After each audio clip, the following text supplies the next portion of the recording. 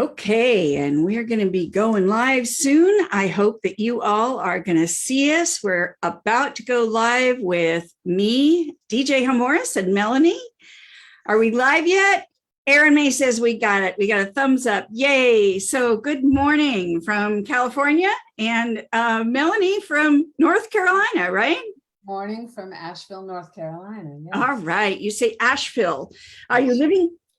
So I technically I live in Candler, which is about 1 mile down the road from Asheville. So I usually say Asheville because people know where that is. And I usually say San Francisco Bay Area because people know where that is. Yeah. So that's great. I'm so glad you could join us this morning. This is exciting. People are really enjoying these talks and hearing from all of the folks that are associated with Dulcimoon. This event is, gosh, I started getting it together 18 months ahead of time because I wanted to make sure we weren't setting it up at any time that you guys couldn't do it. So it takes a lot to get these things started, and it's wonderful to have you join in. So Melanie, just recently I asked her if she would do some Tabledit work for teaching for the Dulcimoon event, and we have this great thing that we do that on Sunday of the event, we have just 2-hour classes. So it's a perfect time for you to really reach into that. And we'll talk about that later. So Dulcimoon, go to dulcimoon.com, check it out, hit that donate button if you want to contribute to our fundraiser. And we've gotten up to $1,500 just this week, which is fantastic. That pays for all of our infrastructure and makes sure that the salaries for our teachers are underwritten so that we don't have to worry too much about that this first year, right? So Melanie, I was just asking you before we started, you said, when I asked you, so how did your Dulcimer journey start? You said, well, you can ask me that when we get live. Wait till we go live. Yeah, so here we are. All right, so here's my answer. So I am from Rhode Island, raised in Rhode Island. And so what did I know about dulcimers? Nothing. I knew nothing. I played piano. My parents weren't necessarily musical, but they liked to listen to music. And my grandmother had a piano at her house. And so I became, even as a kid, very interested in the piano. I would go there after school and play piano, eventually took lessons and so on. So that was my instrument. And then about 22 years ago, I met my husband, Mack, and he is originally from North Carolina. And one of the things that brought us together was music, because I was running a health center at the time. And he came to me, he was one of the docs who was a staff model, HMO. And he came to me and asked if he could play mandolin with some of his friends at Christmas time. And I said, that would be great. And he did. And then after that, we kind of bonded over music and we would talk about music. So then he said, we started to date, and one thing led to another and so on. But then at some point after a year or so, he said, I would like us to go visit North Carolina. He went to college up in Providence and really lived there all his adult life, never went back. So we went to North Carolina, and we went to Blowing Rock, which is this really charming community in the mountains. They had a shop called the Dulcimer Shop. And he said, you have to come and see this Dulcimer shop. I'm like, what is a dulcimer? What are you talking about? He said, you'll see. So we go in the Dulcimer shop, all these dulcimers everywhere. And he said, this is a nice one, play this. And I said, what do you do with it? And I just started fooling around. And he said, this is great. You're going to love this. I'm going to buy it for you. I'm like, I have enough things to do, blah, blah, blah. I'm working, kid, blah, blah. But he bought it for me. Well, once he bought it for me, I couldn't take my hands off it. my mother used to make fun of me because I would take that thing everywhere. I would take it to her house when we had family gatherings, whatever. I would just take it. We'd sit and chat. I'd be touching my dulcimer, playing it. I was obsessed. And it's just the funniest thing. I don't know. I can't really explain it, something about it. And I played piano quite well, took lessons for many years, played guitar when I went off to college because I couldn't take a piano with me. But this dulcimer captivated me in a way that I just haven't stopped. So then, to continue on, interrupt me at any time. No, not at all. I just, I know what that was like. That was exactly my first year with the dulcimer. Was like it was my constant companion. So then I said, well, how am I going to learn this? So I went online or whatever I did, but I ended up finding Maddie McNeil's book about Teach Yourself Dulcimer. It came with a VCR tape, and I watched the whole thing. I followed all her instructions. So she really was my very first teacher. Aww. And which I love in retrospect now, and all that she's done for the dulcimer community and all that.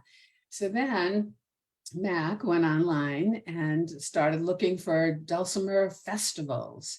And he found Mars Hill because he has mandolins. We came down to North Carolina and we went to Mars Hill Festival. And they have it's old time week. So they had stuff for him. And they had one woman teaching dulcimer, Margaret Wright, who's from Palestine. Y'all know. Right. Okay. And so she was my first live teacher. And we played a lot of fiddle tunes and beginning stuff. And again, I had a blast. I said, after that, I said, this is the most fun I have had in adult life. Going to this music camp and learning dulcimer with Margaret. So that was great. Then I went home from that, and turns out one of my work colleagues, Linda, said, oh, I play dulcimer. I'm like, I have known you for how many years? I never knew this. So she said, yes, you have to come to this music festival with me in Albany, New York. So that festival is run by Lori Cadell, another woman, just parenthetically. And she's been running that festival for, I don't know, a long time. So I went to that festival and took beginning classes. And there I heard Nina Zanetti play. Mm. Then I was, oh my God, this is how I want to play. I love how she plays. And so I started following Nina and taking classes from Nina because I just loved what she did. Meanwhile, because I kept playing, I got two of my sisters involved. Came on board and started playing. And then I kept searching, or Matt kept searching for music festivals in North Carolina, and found Dulcimerville that Lois Hornbosel ran for a few years, 2-3 years after she did some previous festivals. So I came here and took a week-long series of classes from Linda Brockington. Mm. Because again, she and Nina right play that beautiful melodic finger style. So that's a really long answer to how I got started in dulcimer. Well, you're right in the heart of it there. Yeah. So we moved here. So it's sort of interesting to me that I moved here because people in Rhode Island kind of know. Rhode Islanders tend to stay in Rhode Island, and I have a lot of family and still do have family in Rhode Island. So it's still a little crazy to me how I agreed to come to North Carolina, but we kept coming here for music festivals. And Mack and so after my mom died, I said, and we retired. I decided I was open to it, and we came here, and I have to say we've been here now for about 6 years.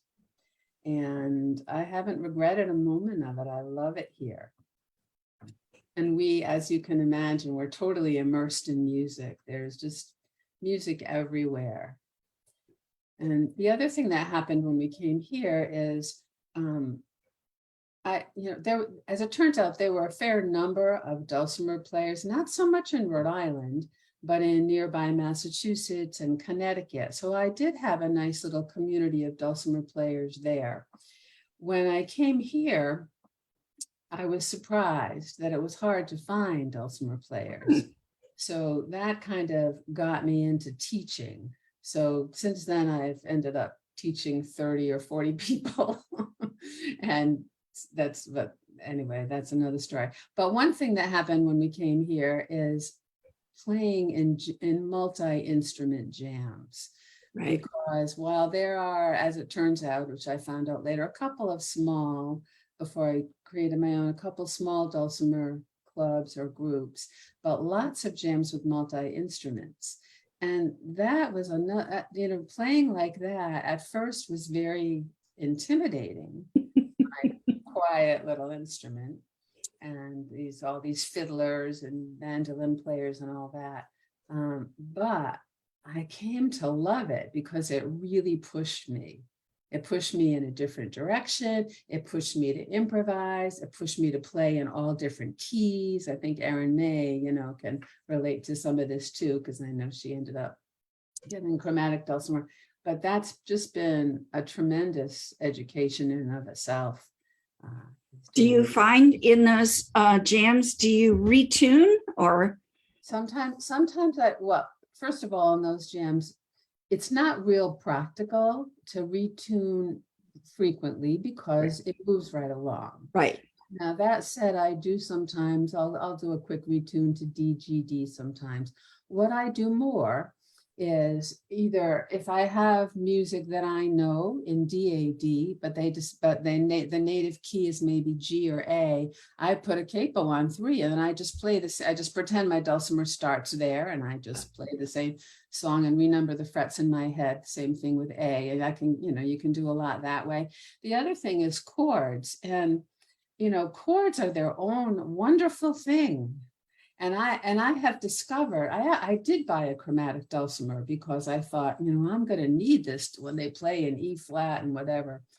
However, and I do love my chromatic, and I do use my chromatic sometimes, but I have discovered as I've really gotten it, it has forced me to know my chords, to know on any given chord, I would say 80% of the time, I can play at least 2 notes of a given chord.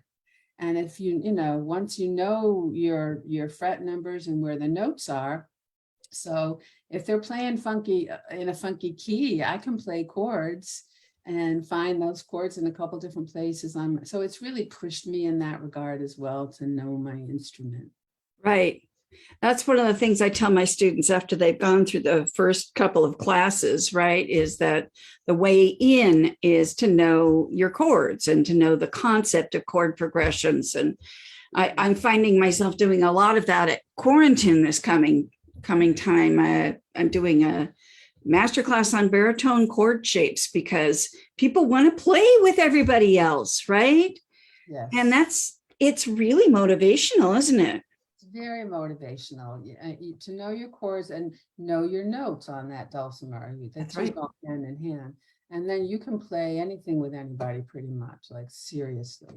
Yeah. Yeah. Well, that's great. I love that story. And the fact is that, you started as an older adult. I did. So I've been playing at this point for about 20 years. That's great. Years. But I definitely was, an adult. Adult learners have their own issues. So then after a while, I took all the classes I could at all the festivals we went to. And then I sort of was running out of things to take classes about. And so at Dulcimer U, they offered a teaching program, which Judy House and Joe Collins teach. So I did go and take that class for 2 years. To become a dulcimer teacher. And that was great. A lot of good information there. And then I just started teaching when I was still up north and then here. And my husband not only plays the mandolin, but he plays in mandolin orchestra. When we were in Rhode Island, he played with the Providence Mandolin Orchestra.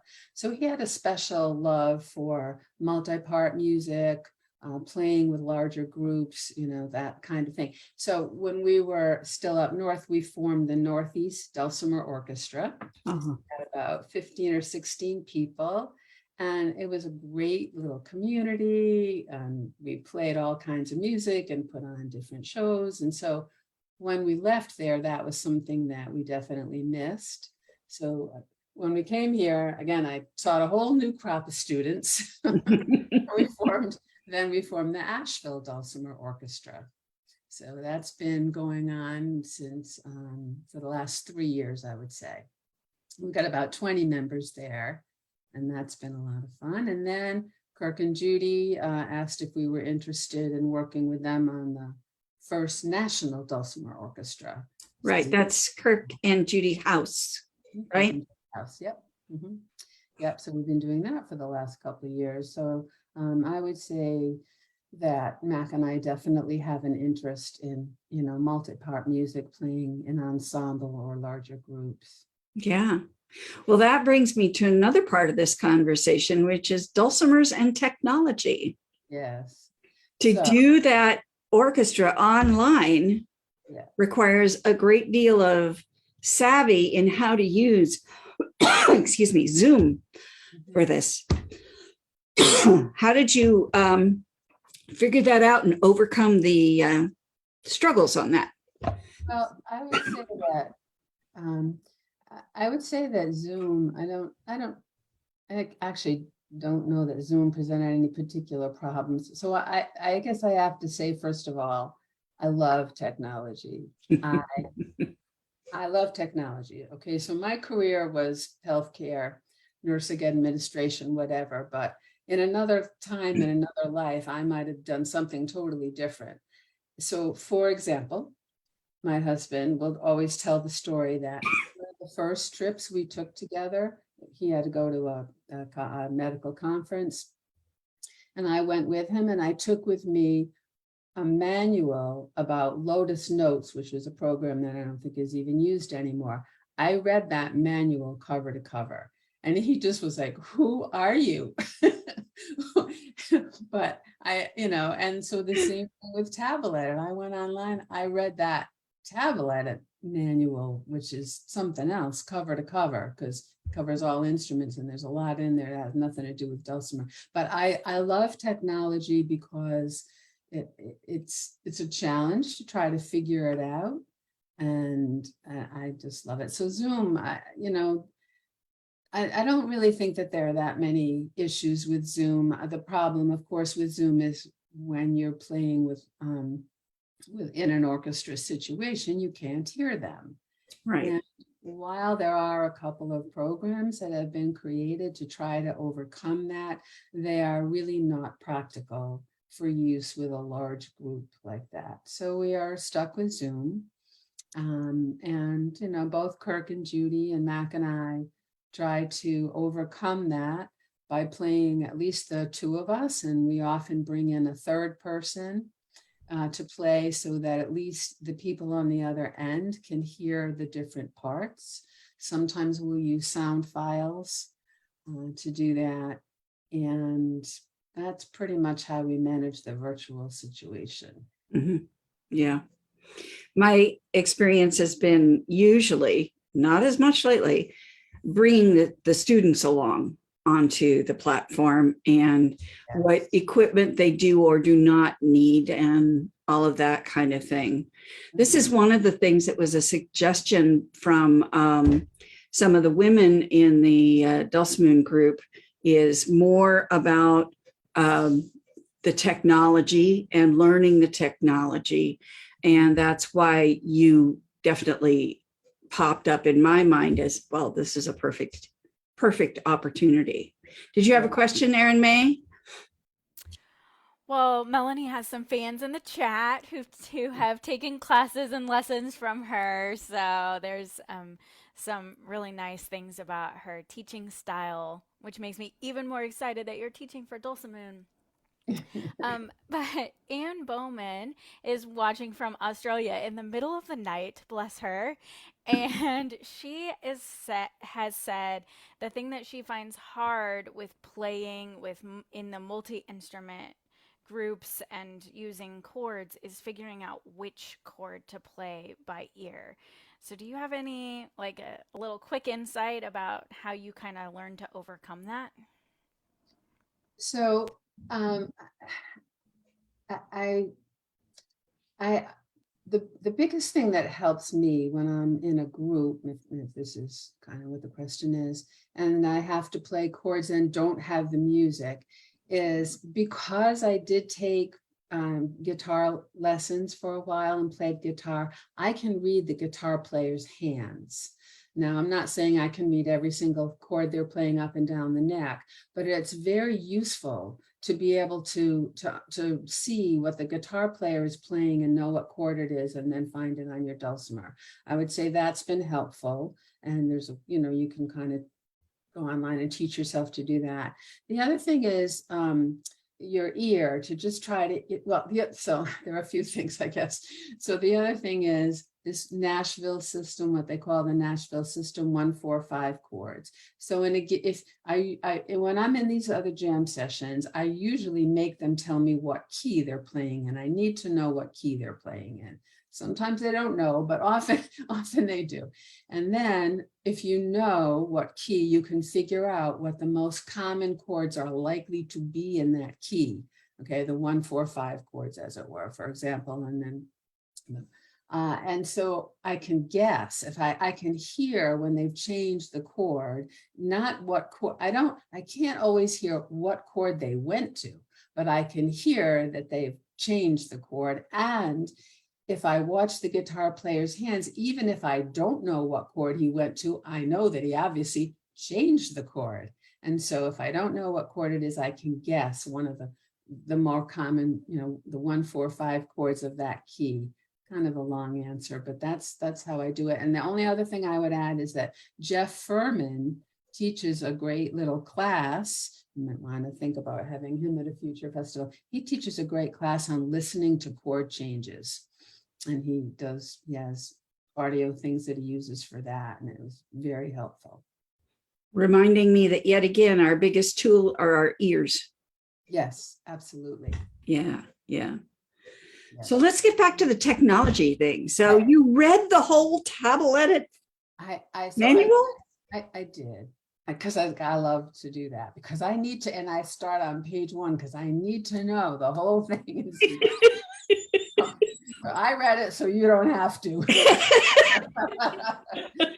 The other thing I like to do is that Tabledit students of mine will send me questions. So they've taken my classes and then they'll send me questions and problems. And I love that. I think that's part of why I like technology. It's like a puzzle to me, and figuring it out. I just enjoy that. And so I say, bring me your questions. I want to know what people are having trouble with, but I also love challenges. When they send me something like that I didn't know how to do, I'm like, okay, something I can find out how to do. So I love that. And that happens a lot.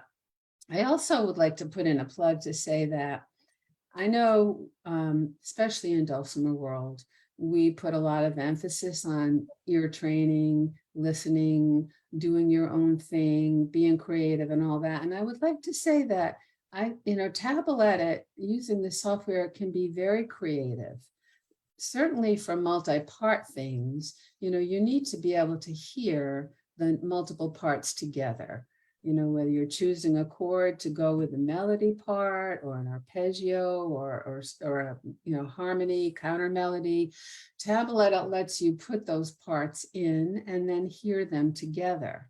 I also think it's creative while we can noodle around on the dulcimer, and whether you're writing a song, an original song, or creating an arrangement for a song. I kind of, if it turned out well, if it sounds good to me, if I don't document it in some way, I won't remember it next week. What did I do that was so cool? But if you write it down or put it in Tabledit, now you have a record of it. And so, I think it can be very useful on the creative scope, even if you're not a person who likes to look at tab all the time and play from tab. The big reason I got into it was because of my students. I needed a way to create tablature for students and to be able to so, for beginning students to just put stuff on the melody string. Once we start learning the first chords, to introduce I have like many arrangements of every simple song going, because as you progress students through. But now I honestly, I use it. So when before we came on here, because sometimes I get asked, do you do that tablet every day? How many files do you have? So I kind of looked before I came on here. I have 3,772 tablet files. And many of those have multiple modules in them because they're more than one part or more than one, arrangement of a particular song. So yeah, I pretty much do it every day. But it's strangely enough, it's fun for me anyway. Well, having been a student of yours and still thinking of you every time I come up with a problem in Tablet or something I haven't done before, I don't think of them as problems anymore. It's just like, what happened here? How do I fix this? I've been really grateful for your tutelage and your availability to help me when I do get in a stuck place. So I just want to say, folks, if you haven't taken any stuff from Melanie, she's available. And as you can tell, really excited about this. So, help her out. Take classes from her. Give me your problems. That's right. I obviously teach all kinds of stuff on Dulcimer and enjoy doing it, but this is like a little niche that I certainly have. Yeah. So, well, this has been a really far-ranging conversation. I know. Well, to make it range one little bit further, Erin Mae's on the call with us, and we were talking a little bit earlier that my 11-year-old grandson, who lives in the same town as DJ in Albany, when they were here visiting a week or so ago, and he picked up the dulcimer and started playing it. And I'm like, okay. And so I immediately sent him to Erin Mae, who runs this couple of different youth things. And she's got this youth club who meets on Mondays. And he has been going to it. He did 3 times now. And he's loving it. I'm like, oh, this is so fun. So we have a bonding thing. Me, Benton, and Erin Mae. We have quite a few kids whose grandmas got them into dulcimer, and it's really awesome. I love the way it does connect generations. Yes. It's really special and magical. It's very special that you're doing that with children, because it is so needed. Do you know, I thought about, well, maybe Benton can come down here and I'll take him to a festival, but unless they have a specific children's track, I don't know. I don't want to throw him in with the 80. I don't want him to think of it as this is terrible. I want him to think of it as a vital instrument that's great for all ages and himself. So I've been sending him recordings of what's his name? The kid, Grant Olson, and things like that. So. Oh, yeah. There's been an anthropological study recently that that grandmothers, women who are no longer able to reproduce physically, right, have served an evolutionary purpose in human evolution by being able to be present with the family, the younger children, when their parents are having to do what they need to do to produce what the family needs. And it's just very interesting how us grandmas are finally getting our props. Of course, the kids have always known this. Yeah, the other thing that has been hard for me, because I live in Asheville and they live in California, it's one thing to talk with them on the phone or to do Zoom, but they quickly lose interest, right? You can talk a little bit, but this now we can have a little bit more in depth and getting to, it's just been a nice thing to be able to connect around. Right. So one of the things you could do is you could go to the to the Walnut Valley when Erin Mae's doing her Feisty Kids Camp. Oh. Be in the middle. Come visit me. That's something that I really love about you, Erin Mae, is you not only run a kids camp, you call it the Feisty Kids Camp. I love it. That's right. They get to be feisty as they want. Erin, perfect for these kids. Yes, definitely. Silly hats and all. Silly hats required for sure. Always right next to my desk. A silly hat. No, she was going to have that silly hat right at the hand. I know by the state of how many silly things are on my desk, how great of a week I've had. And there's a lot of silly things on my desk right now. Perfect. Okay, well, I'm really grateful you were able to come on and have this conversation with us, Melanie, and now we have it archived for the ages. Folks, if you're on now seeing it live, be sure to tell your friends at this point. These events are, we had to close down the Dulcimoon group to be private because we were getting some spam. And that means that unless people are part of the group, they can't participate with this in live. So please invite your friends. Please let everyone know this group is for everyone. The education that we have to provide, the individuals whose history, like Melanie and Erin Mae, are so valuable to the overall Dulcimer community. It's really worthwhile having them join us, and we'll have some great education lined up for you, like Melanie and her Tabledit class in January. So go to dulcimoon.com, check it out. And if you're moved to donate, we would love it. We are trying to raise some money right now to make sure that our website gets built correctly and that our teachers' fees are underwritten, so we make sure everybody gets paid for this event. All right, that's it for today. And for Dulcimoon, thank you, Melanie. Thank you very much, Erin Mae. And we'll see you next time. Okay. Take care. Bye-bye.